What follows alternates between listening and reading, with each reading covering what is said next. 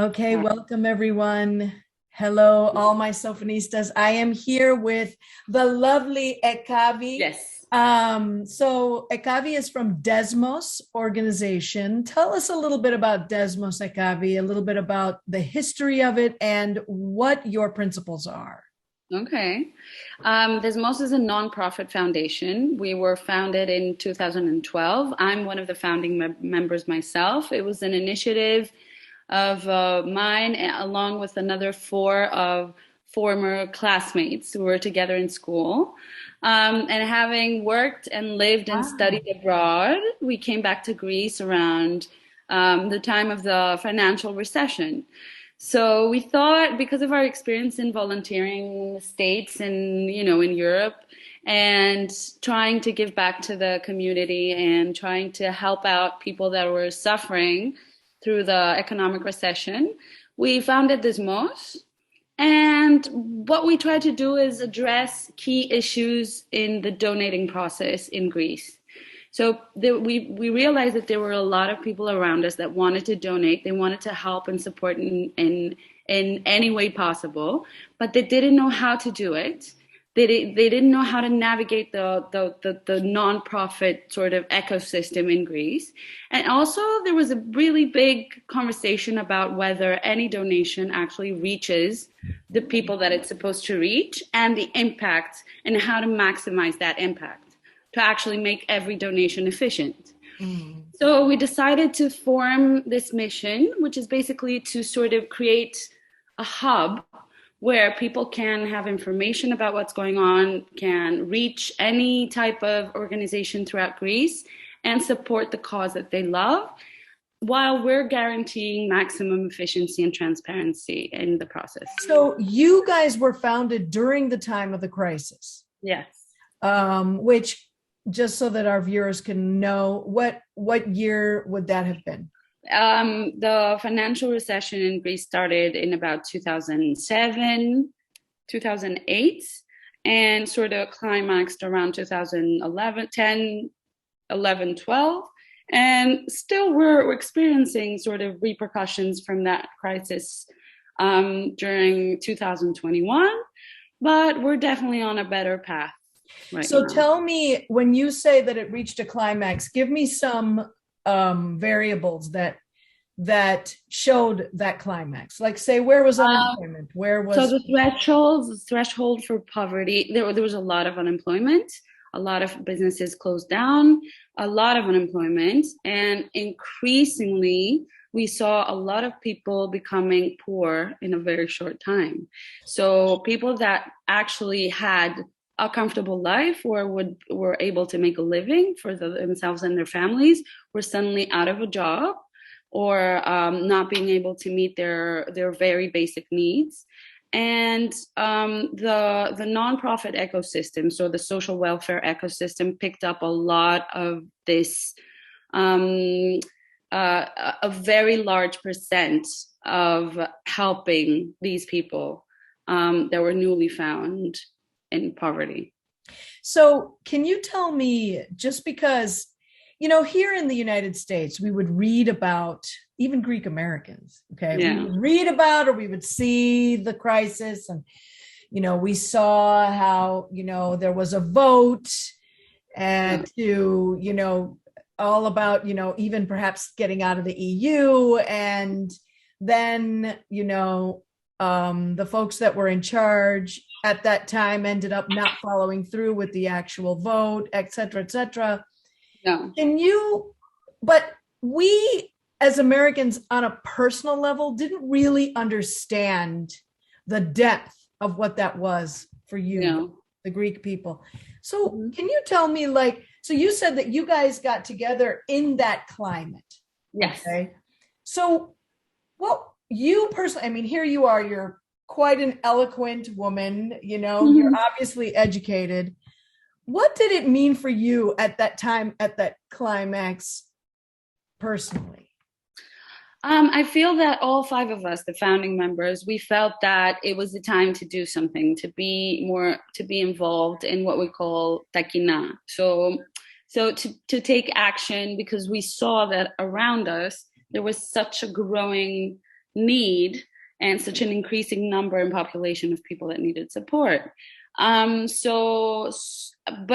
as you say, at the same time, we were quite not in that category. So we had around us in each of our networks, we had a lot of people that were able to contribute somehow in alleviating any type of and relieving any type of distress. So, or at least contributing to some sort of solution or assistance or emergency relief in the beginning. So we created Desmos, and it's grown since 2012. Tell us what Desmos means. Desmos in Greek means bond. So it's basically something that connects things or bonds things together. And it's sort of a very, very good name for what we do, because we're basically a facilitator. Even though we do take on projects from A to Z, and we implement every project that we take on, we are actually in the field. Our basic mission is to sort of match appropriately every donation to a documented and accurate need. We talk continuously and regularly with more than 800 nonprofit organizations in Greece. So basically, there's no exclusivity in one sort of vulnerable group or one type of organization. We talk to everyone, and we have an open dialogue with public institutions like hospitals or public schools, but also with nonprofit organizations like Médecins du Monde or Doctors Without Borders, and every type of well-established or really, really small grassroots initiatives throughout the country. So let's talk a little bit about the fires themselves. Now, this is not the first year that Greece has had fires. I mean, I remember when I took my oldest son, who's 22 now, to his first trip to Greece. You know, we were in Santorini, and you know, I don't remember, or maybe we were in Chalkidiki. I can't remember, but there were like ashes that came onto his bread. Yeah. And I thought, oh my God, you know, like as if Greece needs that right now. So help us understand, first of all, the impact of this year's fires, but also like the history of fires, and what is Greece doing about future possibilities for fires, as far as what you guys know? I mean, sometimes when people ask me that about Greece particularly, I always bring up the example of California. It's some areas and some places are just more vulnerable and more exposed and more difficult to reach. Even if the fire department wants to reach certain areas, it's so mountainous and so foresty and so difficult to reach. And dry, of course, especially and windy. So it's some things are just, you know, it's just the bad luck, let's say. So it's kind of like where you're situated, as with the earthquakes, for example. We've had our run with wildfires, of course. The most terrible wildfires, of course, were the ones in Eastern Attica in 2018, which had a lot of loss in human lives, which was terrible. And it was in a very urban area, or not very, but it was also affected burnt houses, burnt livelihoods, etc., and burnt lives ultimately. So that was horrible. This year, especially Desmos, we actually fundraised to help with the emergency response in Eastern Attica in 2018. We raised over 500,000 euros, so over 500,000. And we were able to actually respond in a very, very, very, my opinion is that it's a very important project. We were able to rebuild public spaces in Mati and Neos Voudas. So we rebuilt burnt playgrounds, courts, basketball courts, football courts, and plazas.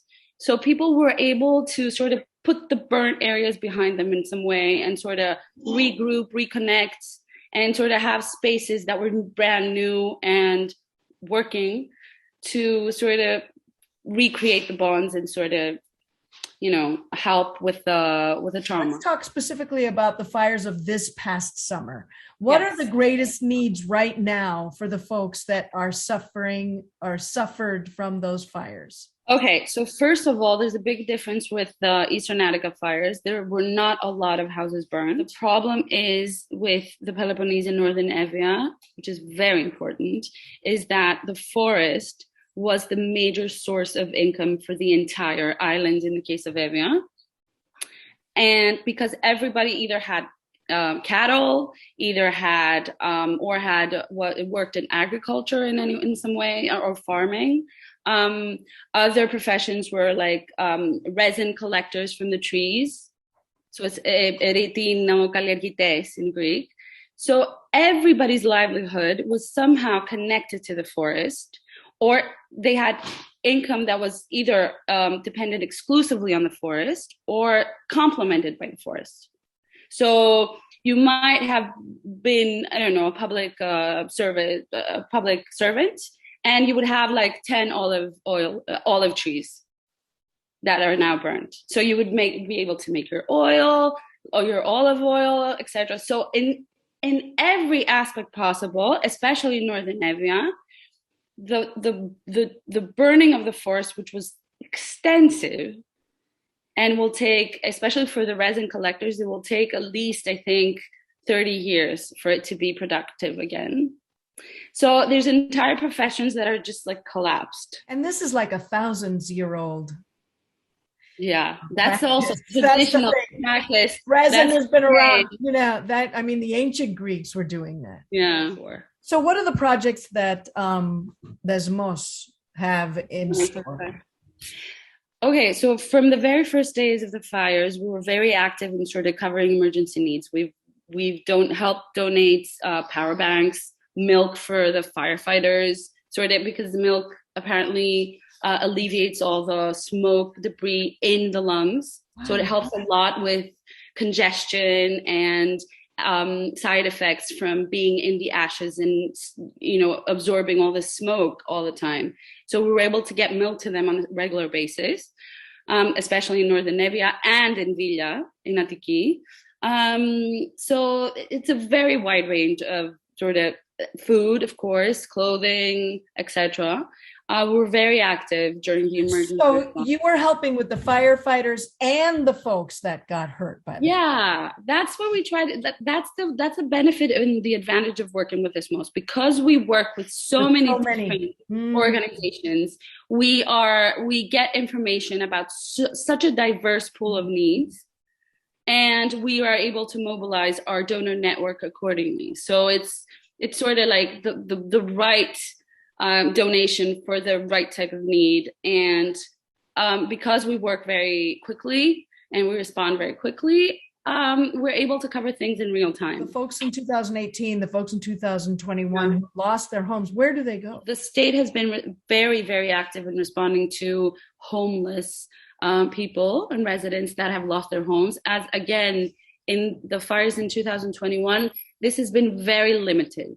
So there's not a lot of houses. I mean, in every area, it's about 10 houses that have been. So it's a very small percentage of the population that are actually homeless right now. Gotcha. The hotel association in Evia has moved very quickly, and they are hosting these people, and they're providing regular meals for them, etc., while they're doing their applications to receive state's financial support to rebuild their homes. Were most of those houses that had been there for a long time? I mean, yeah, I would say. I wouldn't say ancient, but they're people. It's generations. Yes, for generations. Because in America, if we have a 50-year-old house, we're like, that's old. I'm so glad that you could talk to me today. I'm so happy for this conversation. Okay. So if one wanted to donate, how could one do that? Okay, they could visit our website. Generally, I invite everyone to visit our website. It's also available in English. You can donate through our website, and you can indicate that you want to donate for the wildfires of 2021.